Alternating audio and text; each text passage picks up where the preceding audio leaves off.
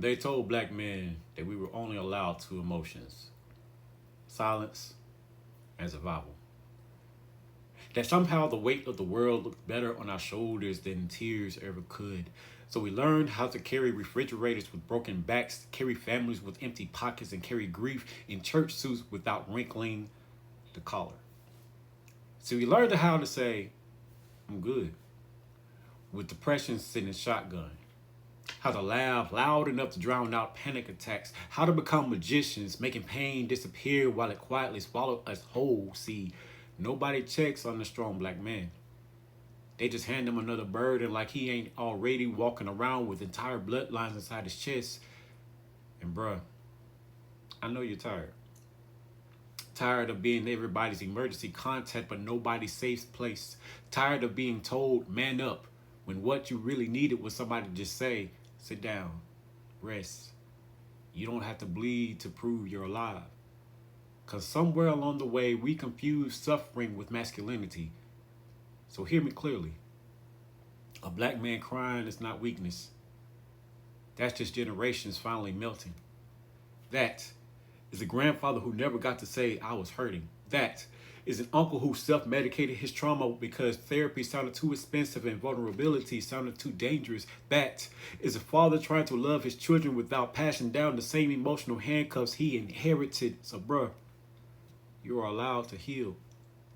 You're allowed to go to therapy without feeling like less of a king. You're allowed to say, I'm overwhelmed. You're allowed to admit the pressure is heavy. You're allowed to choose peace over performance because being a protector does not mean you must destroy yourself in the process. Listen, the world already sees black men as targets, threats, statistics, and hashtags.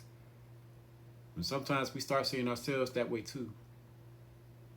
But you're not just a survival story. Your art, intellect, tenderness wrapped in melanin, your every dream your ancestors whispered over oceans. You come from men who built civilizations while carrying chains, from men who turned gospel into medicine, from men who could barely read freedom papers yet somehow still taught us how to spell dignity. And if they survived all of that, then surely you deserve the right to survive your own mind with help. So starting this month, I don't want black men to just push through. Nah.